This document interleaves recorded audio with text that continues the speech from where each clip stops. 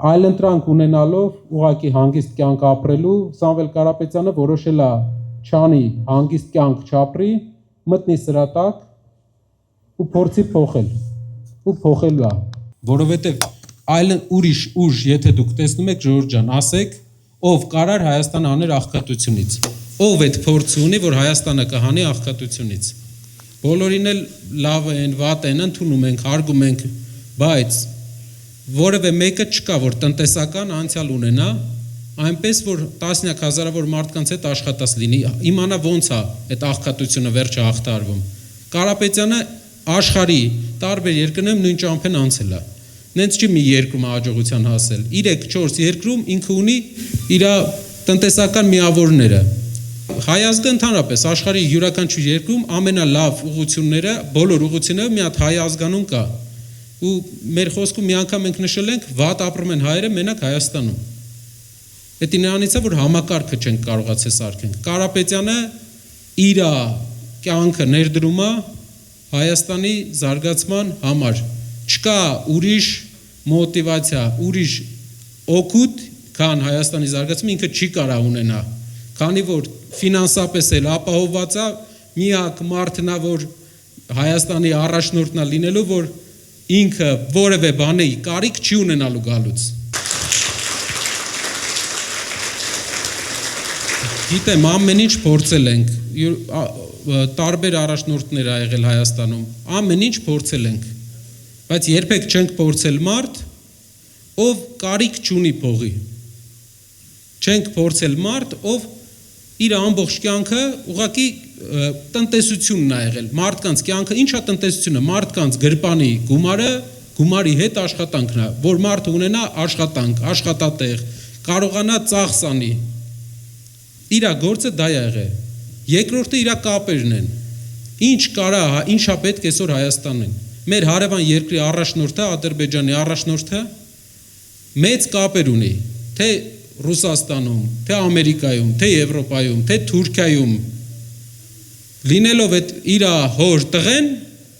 մեծ կապեր ունի, մեր առաջնորդը ինչ կապեր ունի, մեր առաջնորդը, որ գնում է միտեղ, ոնց կարա պայմանավորվի այդ գելերի մեջ,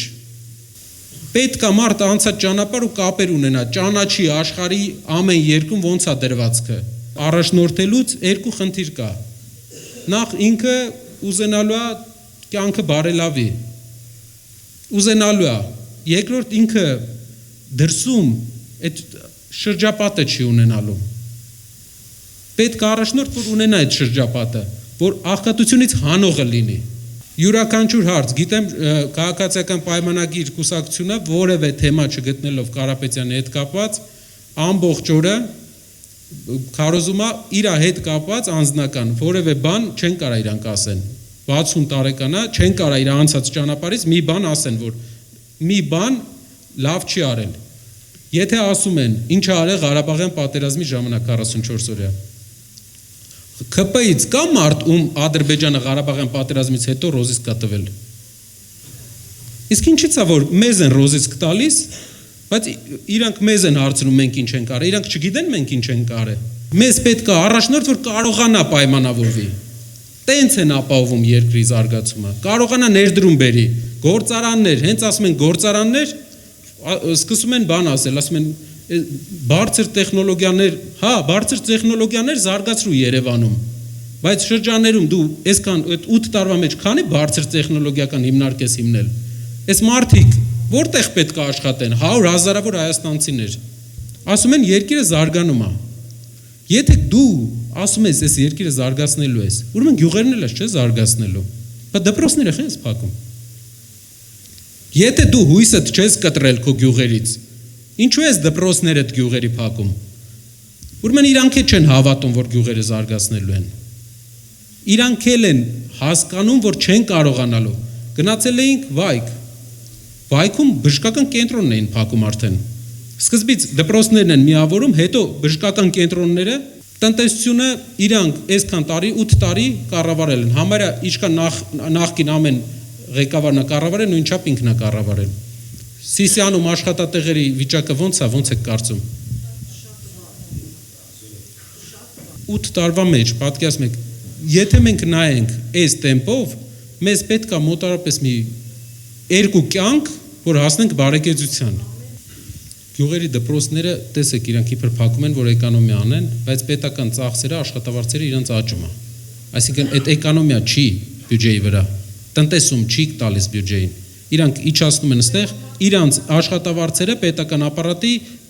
նախարարությունների աշխատավարձերը բարձրանում է։ Ինչ վերաբերում է Հայաստանի ապագային, այս տարածաշրջանում ամենալավ աշխատող ազգը մեր ազգն է։ Պետք է վստահ եղեք, աշխարհում ուր հանդիպել ենք այս տարածաշրջանի մյուս ազգերին, միշտ ամենահարուստը հայն ա եղել մեջից։ Խելացի, ճկուն, լավ աշխատող։ Մենք Ադրբեջան չենք, որ մենակ նավթի հույսին ենք։ Ադրբեջանը ամեն տարի նավթի արդյունանումը իջնում է։ Ծնելիությունը իջնում է։ Չի կարելի Սփյուռքին սենց հերվասնել չի կարելի, մեր ռեսուրսն է, մեր ներդրումային պոտենցիալն է, միջազգային ներդրողներին։ Հայաստանը հարուստ է լինելու, տարածաշրջանի ամենահարուստ երկրներից է լինելու։ Ես վստահ եմ, մենք վստահ ենք։ Այս ազգը իր սփյուռքով, իր աշխատասիրությամբ ու լավ կառավարումով ամենահարուստն է լինելու։